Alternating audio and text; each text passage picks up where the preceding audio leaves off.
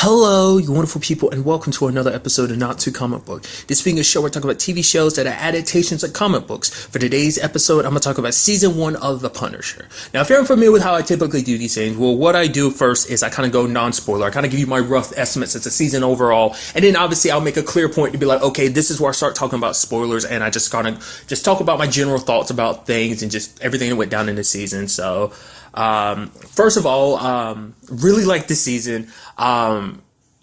It was a really good season because, like, this is kind of entering a little spoiler territory, but it's just kind of like the fact of the matter is I really appreciated this dive into Punisher's character. It's not like it could have easily just been oh, kill good dude, kill dude, kill dude, kill dude, like back and forth. But I feel like they added really a lot of depth to the Punisher. Like, I'm not that familiar with the Punisher. If you're unfamiliar, I'm not really a comic book dude.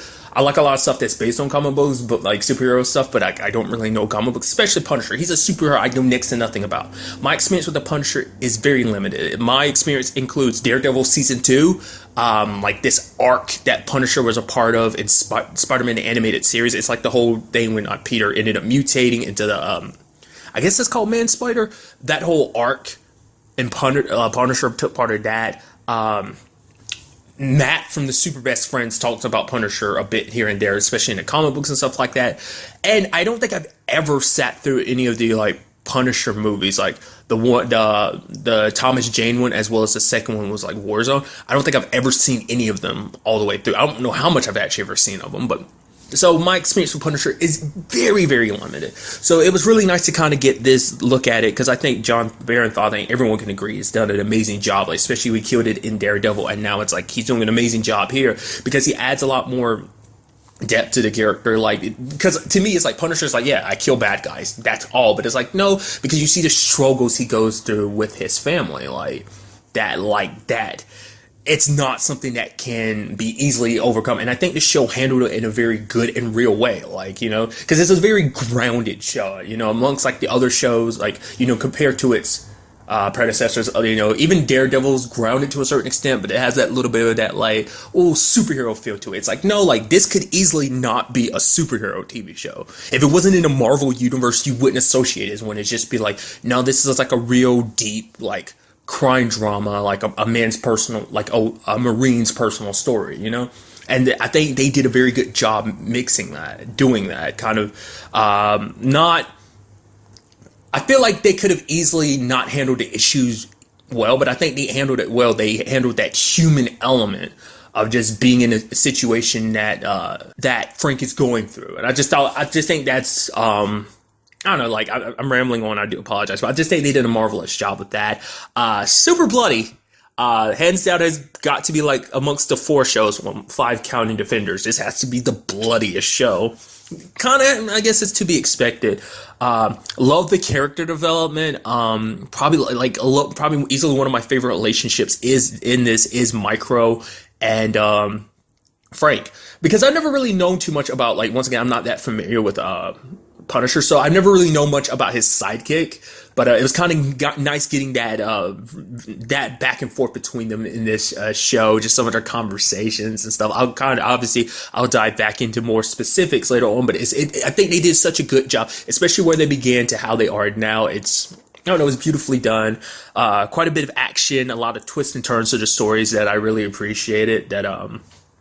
Some things you saw coming, but it's like you didn't know how they would play out. And so I thought that was pretty neat. So overall, like, my thoughts on it, love the season. I really hope they do a season 2, because I really like this. And I'm curious with some of the stuff obviously I'll dive into it later on, but I looked some stuff up. There's like one thing in particular, it's kind of a future villain that I was like, yeah, this whole situation makes me think that's going to turn into a whole future villain thing. Totally does. Like, obviously I'll go like more in depth in that. But I'm very interested, like, the way they ended the season. Obviously, not going into spoilers yet, but I'm curious to see what they would do, like, going forward. What would that mean for everything? So, those are my general thoughts. Like I said, if you have not seen Punisher, even if you're just like partway through, finish it. Obviously, if you have not started watching it, watch it. It's really good. It's really worth your time. And obviously, obviously, you can come back and listen to this once you finish the season if you want to. Don't feel obligated to. You can just watch the show. So you got my general thoughts. So that's cool. But if you want to kind of hear more in-depth stuff, you can come back and listen to more spoiler stuff. So that's the end of the non-spoiler stuff. So from here on, we go heavily into spoilers about everything, starting now. Okay, so the Billy situation, I kind of had a feeling about Billy. I was thinking like after like the whole Billy and Curtis storylines in this season, I was thinking like, okay, like I'm surprised Curtis walked away alive in this season. Situation after situation, because everything in my gut was like, Curtis is going to die. He's like Frank's only other friend. It's like, he's going to die. And it's like, no, he came close with the Lewis situation. Definitely came close with the Billy situation. The moment the Billy situation came out, I was like, no, it's like near the end of the season and we're going to kill Curtis. He survived that Lewis situation and now he's going, oh, okay, oh, good. He survived.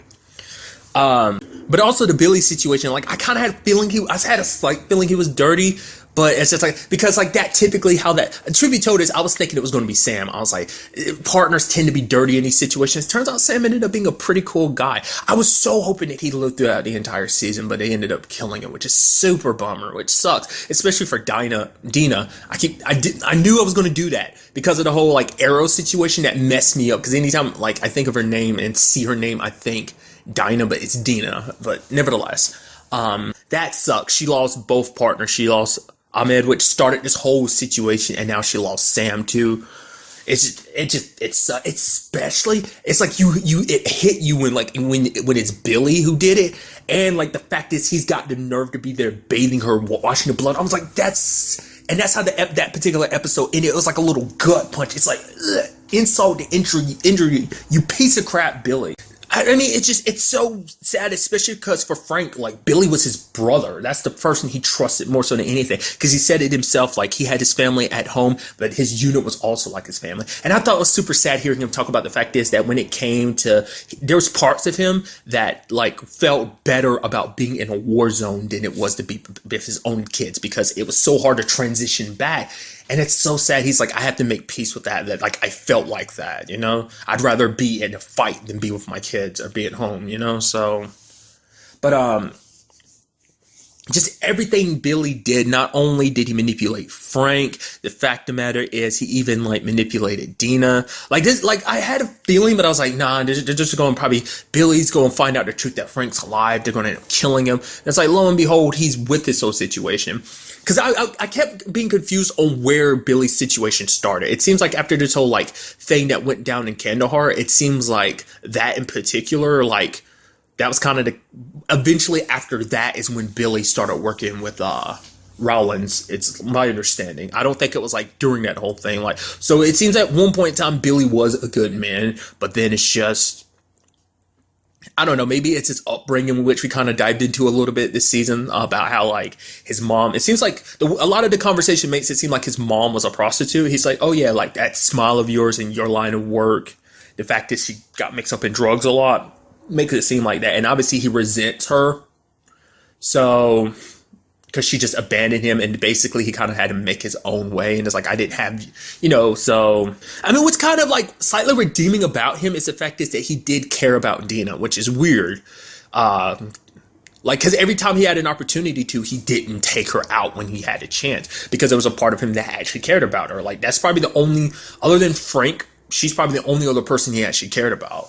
Because for him, it's like, there's moments throughout the season where it's like Frank's getting hurt or whatever, and he's like, no, I'm trying, you know, like, especially when Agent Orange is beating on him, like, near the end, and it's like, you know, Billy, like, is like, no, I promise to make this quick. So it's like, there is a little bit of that compassion, but at the same time, it's like, once he got, like, found out what Frank did, like, posting, like, that, surveillance, like I really like that they did that, because they set that up earlier in the season, because that's the whole micro situation, and they pay it back like that in the sense of Frank setting everything up to be like, okay, this whole thing is being recorded and everyone's going to be able to see this. So Billy's kind of found out at the end.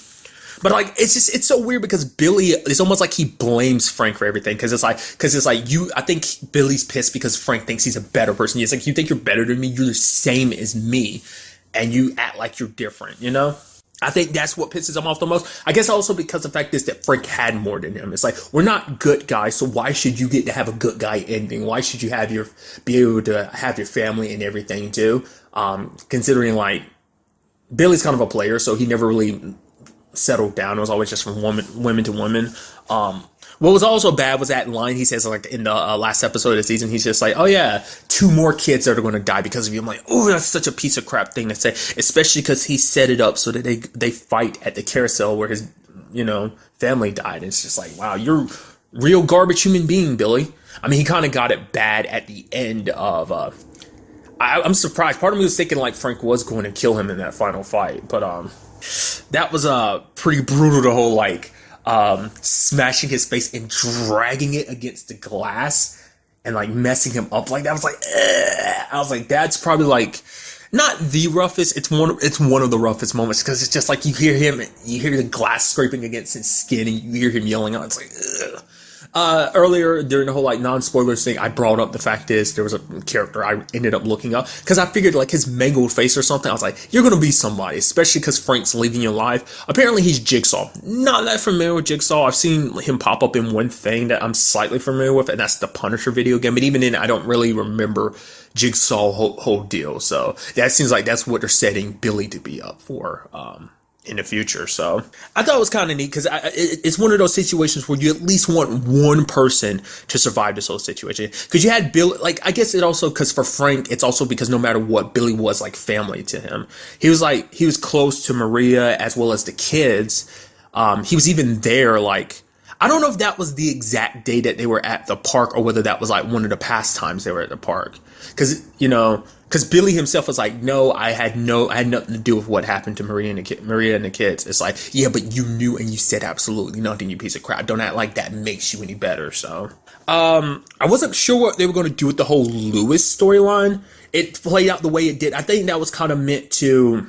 It kind of plays into that other angle of Frank that I talked about earlier. Just like I feel like they did a very good job of like people's experiences and just that sometimes things sadly don't work out the way you want them to. Like obviously Curtis tried over and over and over again to reach Lewis, but for him it's just like so much stuff spiral out of control. There's the whole O'Connor situation. Didn't see that coming. I was like, when Curtis was like, yeah, the dude's a fake, he lied. He wasn't even in Vietnam. I was like, dude, I don't think that's kind of one of those things that kind of like, especially when Lewis ended up getting arrested and O'Connor just bailed on him like that. It's like, I don't get why O'Connor did it, but I guess ultimately it's like he wanted to make himself seem and feel more important than he was. It's like, oh, I've been through the same struggle you are. It's like, but you weren't. You haven't. You've never seen combat. So it's like, why, like, I guess it's one, like I said, just one of those things where it's like, I guess he just wanted the attention, but I guess those were just one of those things that, because I was kind of expecting the whole Lewis situation to be like, okay, like he ends up accidentally stabbing O'Connor because it's just like, okay, it was self-defense, but then like he kept stabbing him and stabbing him and stabbing him. It's like, okay, that's, never mind. But like I said, I think it's because obviously the show makes a comparison. It's like, oh, people, compare what Lewis is doing to what Frank has done. Yes, Frank goes after bad guys and stuff, and Lewis is just kind of aiming anywhere just because he's in pain, and it's just like, it's kind of basically like, it's kind of similar in the sense of like, the system and the government failed both Lewis and Frank, and and it's something that I'm sure Frank doesn't want to admit, but even like he's talking to Lewis and it's like, okay, we're the same, but it's like, I don't know if he actually really believed that or not. Like, because for Lewis, it was like he needed to change up his approach because his dad made that whole comparison to like Muhammad Ali, like versus George Foreman. Like the fact is Muhammad had to like change up, Ali had to change up his style and everything, change up the game. And I guess that was kind of Lewis's way of like, what I'm doing now isn't working. So he needed to get his message out. I thought it was kind of interesting that he went to Karen, which I also love that, like her role in this. I thought it was going to be like, not that her role wasn't big enough, but it's just like I thought she'd pop up a lot more. But it makes, obviously, I think I talked about this before in something else, but I'm not too surprised that she's in this because out of any person across like what's been set up on these Netflix shows, that she's the one person that's got the connection to him. She's the only person that has a real connection to him. And I'm assuming this is after the whole like Defender situation too, just because that's typically how the timeline works. It's like the next show takes place after all that, so. I guess, like, this is after her dealing with the whole Matt thing, too. So maybe that motivates her even more to help out with Frank. I mean, she always had a soft spot for Frank because of what happened to him, like how the system failed him. So I think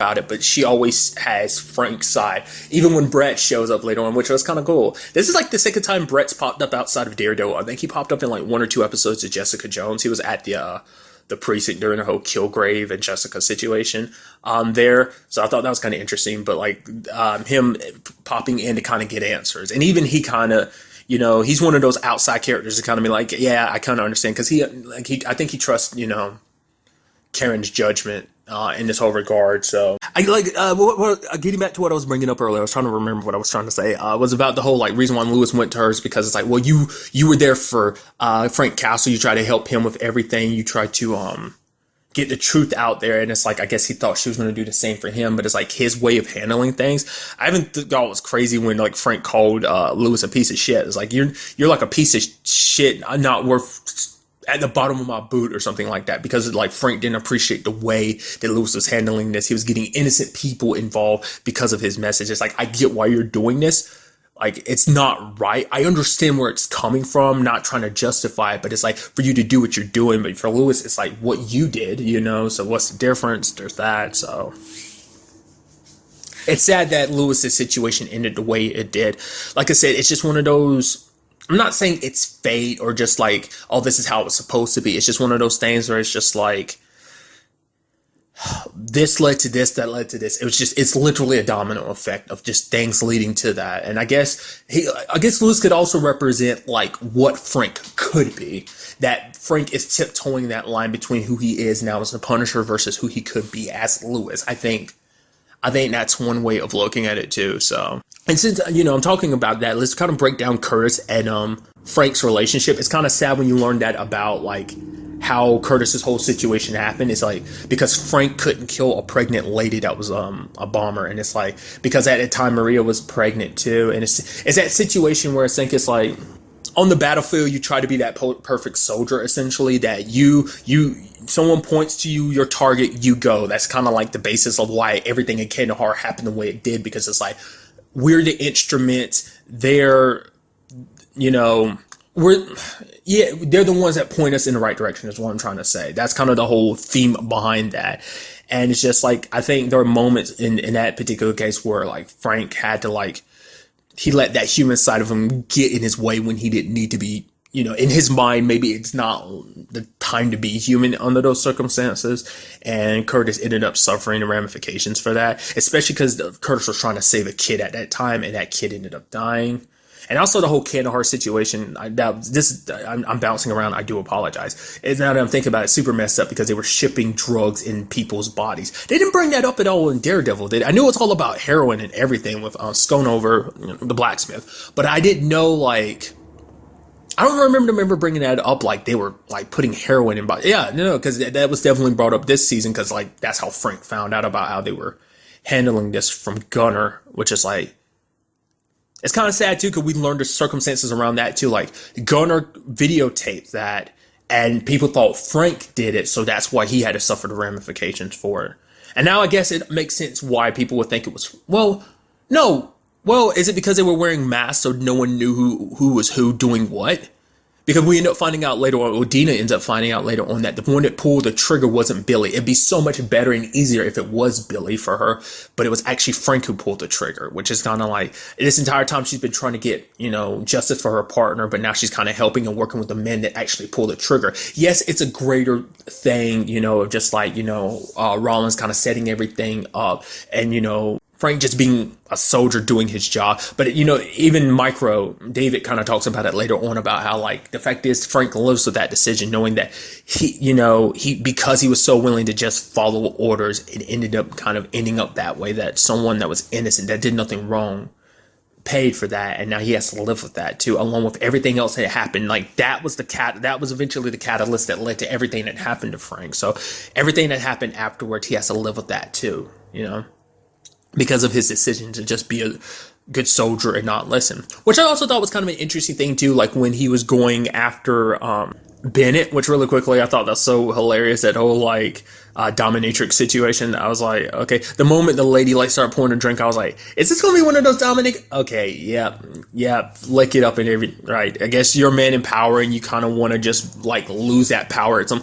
I don't know. I'm sure there's a whole psychological thing behind that, but nevertheless, what's the fact is that Frank was like, I hope I don't have to be in that situation where I have to kill a soldier. Like someone's gonna stop me, and he's worried that he would have to hurt someone, which he ultimately did. He didn't kill him, luckily, but it was still that situation of Frank feeling bad because it's like these are kids who are just doing their job. These are soldiers doing their job, and how can I fault them for that? But because I got my mission and they got theirs, they're not doing anything wrong. It's just people like Rollins and Bennett, they're corrupting this system, and these people are fighting. They're putting their lives on the line. They want to protect their country, but they can't because of people like them perverting it and making their beliefs be used for other nefarious means, essentially. Speaking of Rollins, I think he probably got it the worst, I think, amongst anyone in this particular season when I'm talking about all the bad stuff that happens, like, that Frank kind of does when he gets to people. I think that's kind of like a go-to if, like, Frank is like, yeah, how is he going to make this bad for someone? Like, I think Rollins kind of got it the hardest this season, which there's still that, like,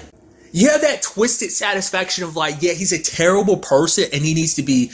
Also, I mean, for one, like, you had the fact is that Frank blinded him in his eye and, like, you know, left him that scar. So there's that. And on top of everything, all the manipulations and stuff like that, him trying, almost getting promoted. And obviously, like, Marion, which I need to learn that actress's name. She played Nick's mom in Grimm. She was in, like, the final 1 or 2 seasons of Criminal Intent. I think that's, like, the first thing I ever saw her in, at least to my recollection.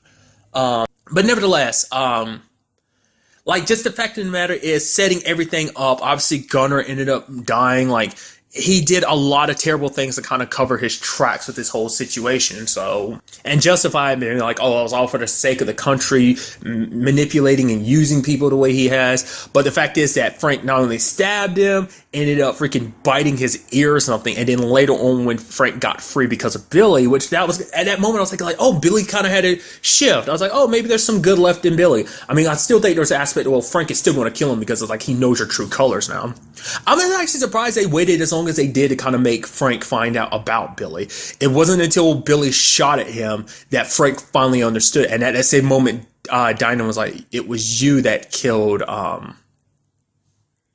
Sam, especially when they had that conversation about like, oh, these people used to work for you. Dina had a feeling the moment she saw that it was like connected to the anvil, and she was like, okay, something. She's like, okay, like you're lying or something. But I think there was part of her that was probably like hoping that he wasn't involved. But he's like, no, I'll look into this. You know, some people come and go with the whole anvil situation. But nevertheless, he then ends up like stabbing Rollins like multiple times. Ended up like punching him like crazy and then gouging his eyes, both his eyes out. It's like, you got it rough, dude. So probably easily one of my favorite moments in this too was like that moment at the hotel where like he's getting shot at. Frank rolls, grabs a dude's body, uses it as a shield on his back, and then keeps running. I'm like, that's super impressive.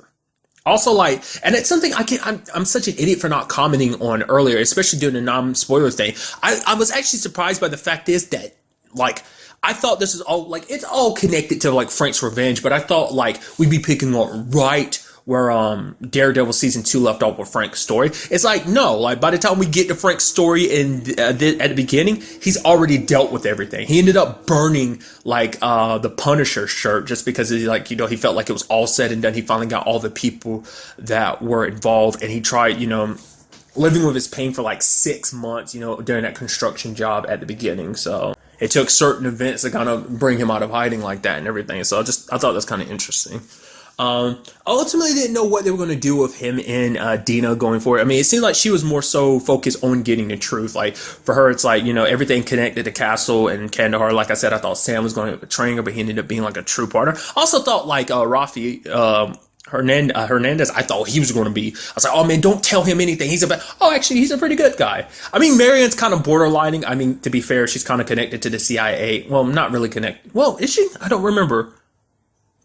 I think she had like a director's seat or something in the CIA or something. What her position is? Nevertheless, she borderline because it's like, oh yeah, like she found out about everything that Rollins did, and then it was kind of like, well, we got to cover this up. I mean, ultimately, it was like scoop everything under the rug, so it's like that the CIA has no part to play in this. It's like, especially when she found out about Rollins, you know, in particular, Billy, who's connected to Rollins, ended up killing all those Homeland Security agents. Then things kind of got super complicated for her. So it's just kind of like, okay, we sweep this under the rug, make everything fall back on Billy. But when it's all said and done, Rollins, we're done. You're being cut. You're going to have to step down, you know? So I was kind of halfway expecting Rollins to actually kill her, actually, just because I don't know. But in his own twisted way, he has his own his own moral code, because it's like under these circumstances, plus she's a pretty high power figure, so I think it'd be pretty hard to really cover that up when the time came. So, and obviously I mentioned earlier, but I'd like to go a lot more in depth in it, is Micro and Frank's relationship. The fact of the matter is the back and forth, obviously with like Frank getting close to Sarah and the kids,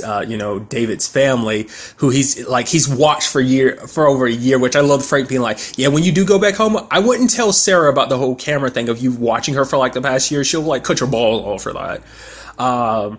You kind of felt it a little bit, the whole Frank and her situation, kind of them getting closer and everything, which I need to learn the actress's name too. I recently heard it, but I don't remember. Like, first thing I ever saw her is she played Tess. I think that was her character's name in Eureka. She was Allison's best friend. Her and Jack kind of had a thing. If you've never seen Eureka, it doesn't mean anything to you, but nevertheless, that's one of the things I best know her from.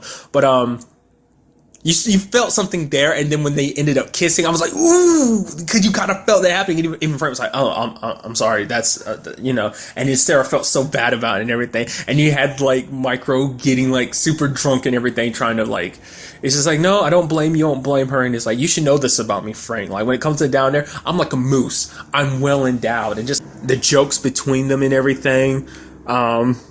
Like when Frank was talking about how him and Maria met, it's like, yeah, I was playing guitar and her and her friends came over and she was like, yo, could you find something else to play? Could you do something else? Do you take requests? Cause like you've been playing that song to death essentially. And then like, it's like, and her friend started laughing at me, and then Mike was like, and then you beat the crap out of it. And you have Frank be like, what? No, stupid. I was like, no, like, it's like, I forgot what it was he said. He said something that was super smooth. And even David was like, oh, that's a good line. It's like, yeah, I thought so too at the time. I thought that was pretty neat. I brought it up earlier, but I also love how the relationship started. It's like their first real meeting, like getting to know each other, was like him, Frank strapping him butt naked to a chair and not necessarily torturing him, but you know, I just thought that was kind of interesting to end up to where they are, especially later on when Frank was almost dying and he's like, no, my friend is dying. I'm like, oh, that's so... Because it's like, that's kind of the only friends they have. You know, Frank has Micro, has Curtis, and he also has Karen, which that kind of took me by surprise. Like, I knew there was something there, but it's like, I didn't know there was something there, you know? So it seems like Frank has feelings for Karen, because for him, it's like, if anything happens to her, especially during the whole Lewis situation, it's like, Karen's like family. I'm not going to let anything or anybody hurt her. So really quickly, let's talk about that Senator Ori situation, how he completely fabricated that, and he's like begging for his life and everything when Lewis shows up, and Karen stood in front and was like, no, don't kill him, save his life. And when they're running away, what is that SOB does? He pushes Karen into him. I'm like, dude, I was like, you're such a piece of crap. And he's got the audacity to be telling Brett the story later on and making it seem like, oh, I'll run away for help and everything. It's like, you lying sack of crap. I was like, dude, you're such you piece of crap. And you got the nerve to lie about it, everything later, make yourself seem like you did something like courageous or something. It's like, oh my God, you garbage human being, dude. But getting back to what I was bringing up earlier, the whole Micro and Frank situation. I also love that because of like Frank was spending so much time with Sarah, and it's just like he gets mad or something. He's walking away, and then Micro's like, "Where are you going?" He's like, "I'm going to see your wife." And he's just like, "You said that just to hurt me, Frank. You don't have to. You're just doing that to be hurtful." I'm like, oh, it's so like the back and forth, like just the kind of shit talking they did for each other. Like I said, it's a beautiful relationship, and I wonder, are they exactly like that in the comic books or not? Because like I said, for the little experience I've ever had, it's just kind of like you never really got that dynamic 100% from the limited intimate like experience I've had with them. I never really got to know that partnership like that. So, and also kind of going back to another thing I brought up earlier, like I said, I'm terrible at this. I do apologize. I get a little overwhelmed when it comes to Netflix stuff because like I'm watching it all at once, and I don't break things down episode by episode. I should, but I think that, I don't know, it doesn't work for me. I prefer doing it like this, which it gets a little jumbled.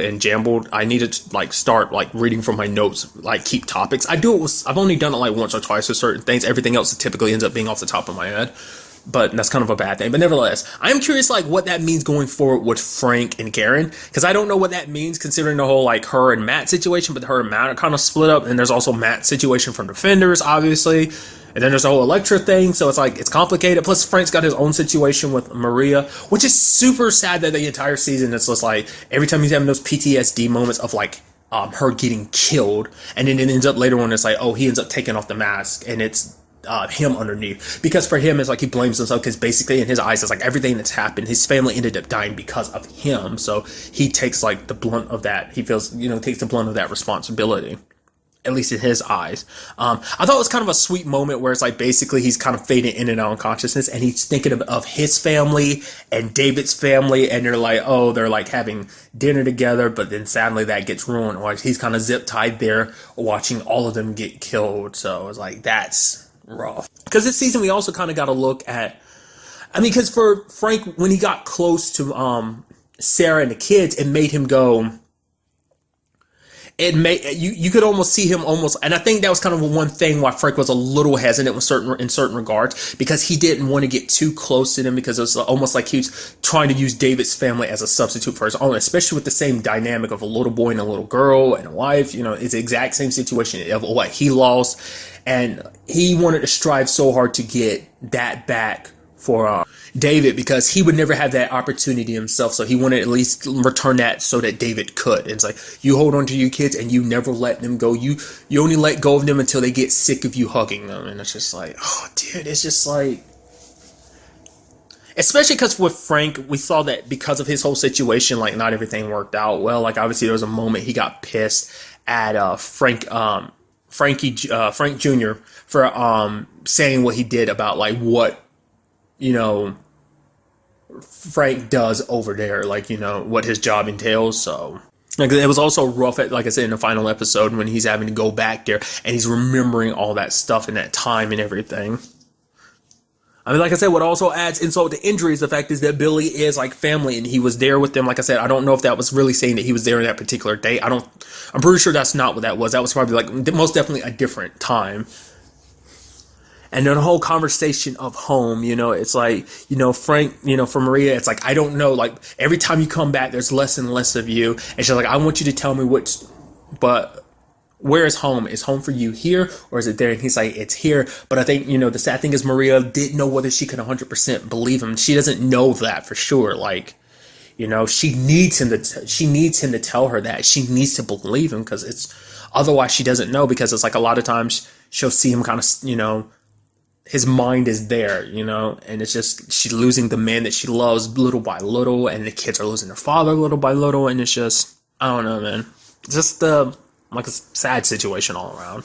Like, I feel like amongst any of the shows, this is like probably like the saddest one, because it's the one that's just kind of, because it's like I said, it's the most like everyone's got their tragic backstories, but I feel like Frank's probably hits you the hardest amongst anybody. Like, just, he's not the only one amongst our heroes that's ever lost amongst all amongst the 5 heroes. He's not the only one that's lost a lot, but it's just like I said, it's because the show is so grounded, it hits you with that, like everything that's associated with like that military life, possibly. And this is coming from someone, I know nothing about the military life. This is just coming from me watching the show and just hearing different people's stories, in the past. So I'm not trying to talk like from, I understand. Like, I can never understand. I will never understand unless I've been in that exact situation. So I'm not trying to pretend like I am. I just felt like I should say that, I don't want anyone to get it twisted like I'm talking like I know from experience or something like that. I don't. And, unless you walked in a mile in someone else's shoes, I don't think you could ever really understand. And I think that's kind of the beauty of what Curtis does in the shows and what he does with the groups and everything. Frank shows up. He never really goes in, but he listens. We do have him showing up at the end, though.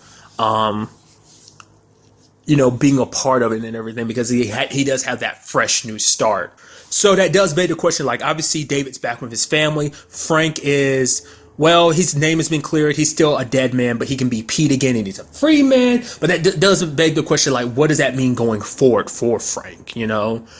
Does a Punisher return? Like, I'm curious to see what they do with that. Like, because the question is also like, what does he do when it's all said and done? Everyone associated with his family's death has been taken out of the picture. Obviously, Billy's still around, but it's like still up in the air about where his situation will fall. Like, obviously, like I brought up earlier, he's Jigsaw, so we know kind of, especially if you're more familiar with comic books, you might have an idea of like, oh, where that whole thing takes him, but I'm curious to see what they would do with this story in the second season. Once again, I don't know if this is getting renewed for one. I really hope so. Like I said, because of the whole thing about like, well, Disney and Marvel.